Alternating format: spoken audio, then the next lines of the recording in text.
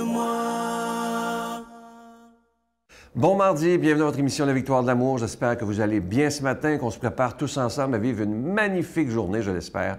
Comme on le fait toutes les semaines, on rejoint quelqu'un qu'on apprécie beaucoup, un vrai vent de fraîcheur, Brigitte Bédard.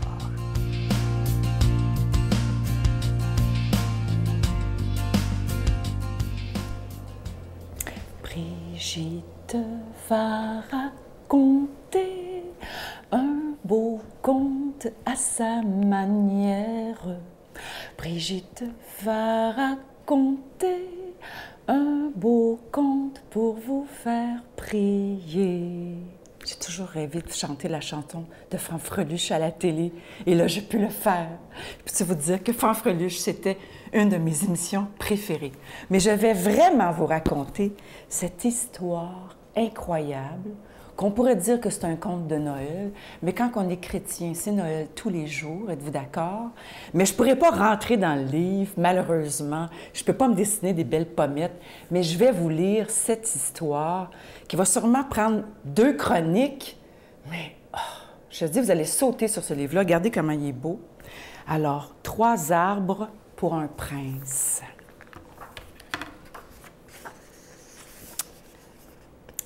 Il y a longtemps, bien longtemps, dans une forêt dont j'ai oublié le nom, vivaient 3 bûcherons. Chacun s'occupait de son domaine, mais quand ils se rencontraient, ils aimaient bavarder et partager leurs soucis, leurs joies, leurs espoirs et leurs rêves. Regardez, c'est beau. Moi, dit un jour le premier, j'ai non loin de là, tout près de la clairière, un joli petit arbre qui regarde scintiller les étoiles. Un jour, il sera grand et fort, et ce sera le plus beau coffre. Alors, j'en ferai un coffre, c'est ça, pour y mettre un trésor, et ce sera le plus beau coffre du monde. Moi, dit le deuxième, j'ai non loin de là, tout près de la rivière, un joli petit arbre qui regarde sur l'eau danser le soleil. Un jour, il sera grand et fort. Alors, j'en ferai un voilier pour un grand roi, et il naviguera sur le vaste océan. Et ce sera le plus beau bateau du monde.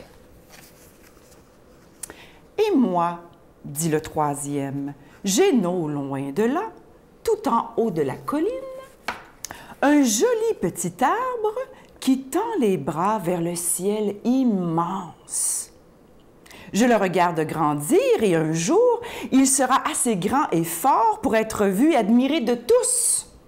Et chacun pourra venir s'abriter sous ses branches. Il sera le plus haut de toute la forêt et le plus bel arbre du monde. Notre Père qui es aux cieux, que ton nom soit sanctifié, que ton règne vienne, que ta volonté soit faite sur la terre comme au ciel. Donne-nous aujourd'hui notre pain de ce jour. Pardonne-nous nos offenses comme nous pardonnons à ceux qui nous ont offensés.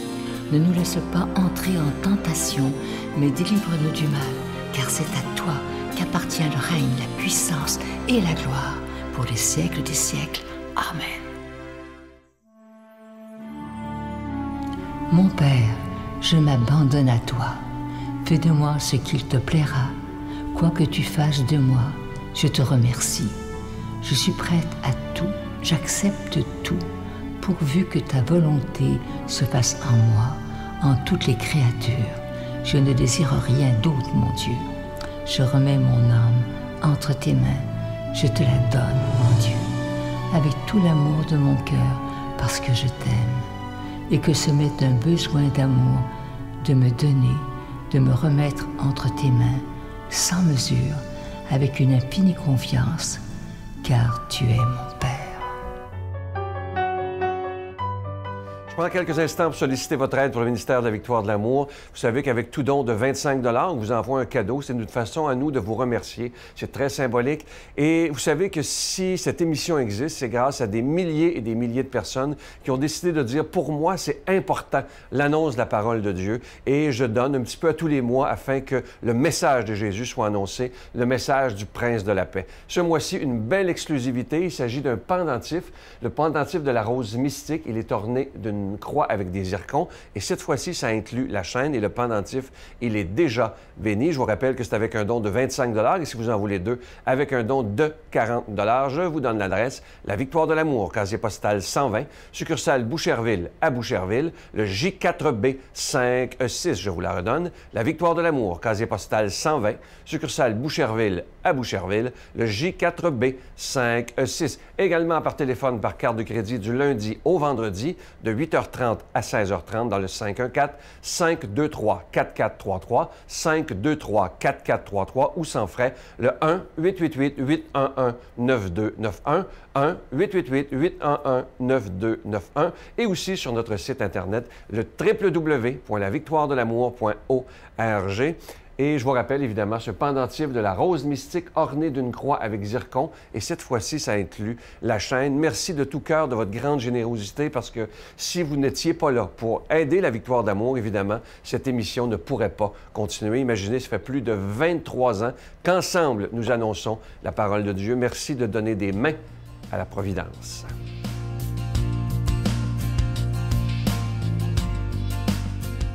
Mon Dieu, donnez-moi la sérénité d'accepter les choses que je ne peux changer, le courage de changer les choses que je peux et la sagesse d'en connaître la différence.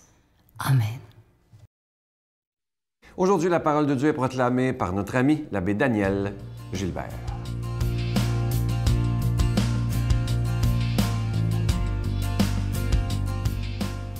À l'heure où Jésus passait de ce monde à son Père, il disait à ses disciples, « Je m'en vais maintenant auprès de celui qui m'a envoyé, et aucun de vous ne me demande, « Où vas-tu? » Mais parce que je vous ai parlé ainsi, votre cœur est plein de tristesse.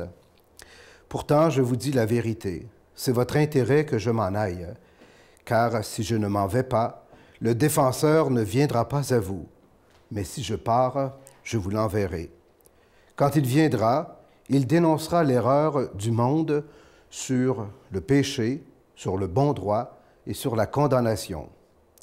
Il montrera où est le péché, car on ne croit pas en moi. Il montrera où est le bon droit, car je m'en vais auprès du Père, et vous ne me verrez plus. Il montrera où est la condamnation, car le prince de ce monde est déjà condamné. Acclamons cette parole de Dieu.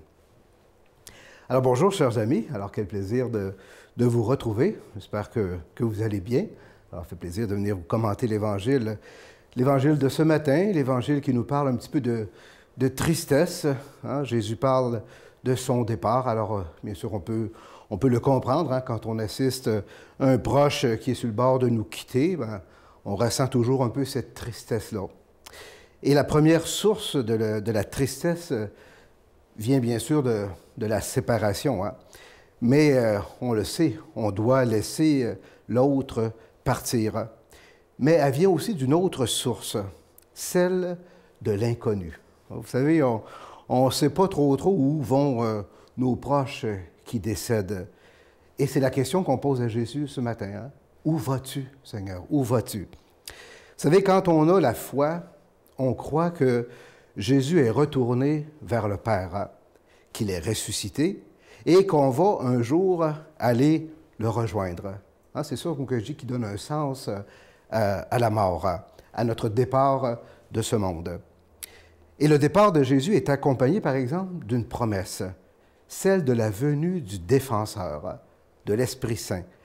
Et ça, c'est une bonne nouvelle pour nous autres. Vous savez, on n'est pas seul dans notre vie de foi. On a un défenseur.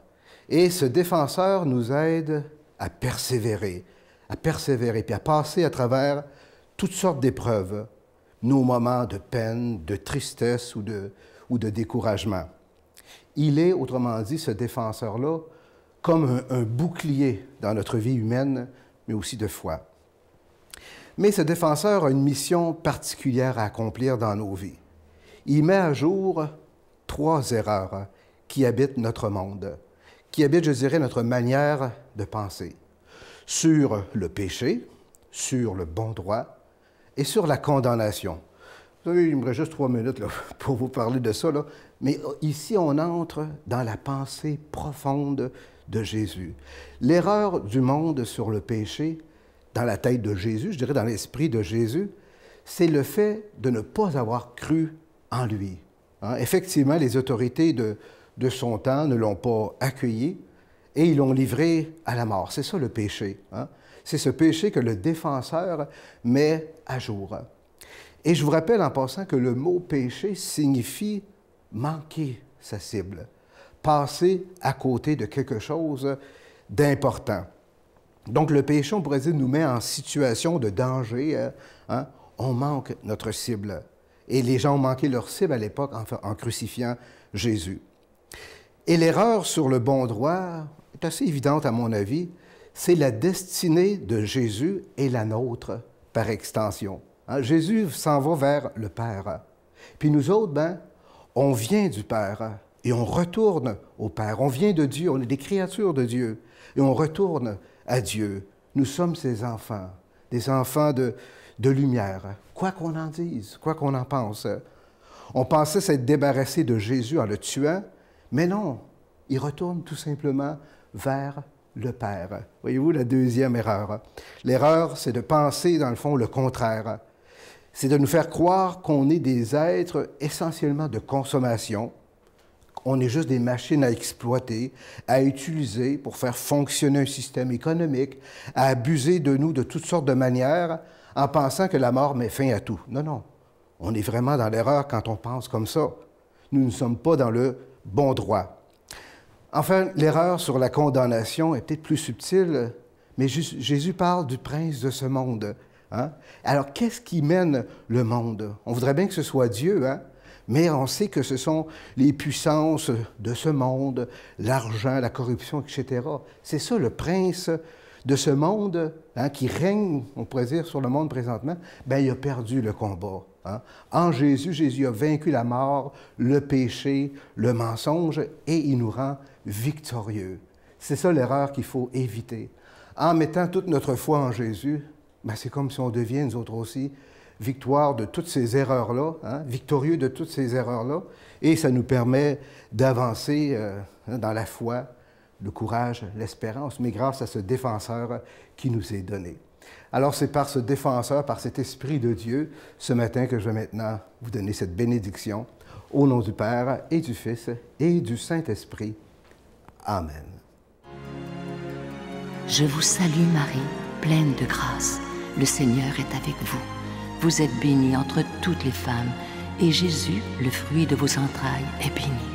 Sainte Marie, Mère de Dieu, priez pour nous pauvres pécheurs, maintenant et à l'heure de notre mort. Amen.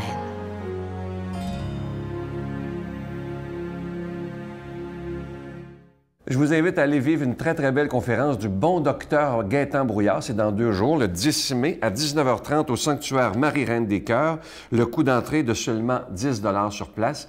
Et si vous voulez des informations, voyez le numéro de téléphone au bas de l'écran. Et le thème de la conférence, la santé, un défi spirituel pour le corps et l'âme. C'est avec le bon docteur Gaétan Brouillard. Et moi, pour l'avoir vu en conférence, je dois vous dire qu'on apprend toujours beaucoup avec le bon docteur Brouillard parce qu'il est très calme et on comprend bien ce qu'il a à nous dire. Et c'est surtout de très, très bons conseils pour notre santé spirituelle, mais aussi pour notre santé physique parce que c'est très important aussi. Je vous souhaite une magnifique journée et je vous attends demain. Bye-bye. Je me suis dit, bien, je suis pas plus folle qu'un autre.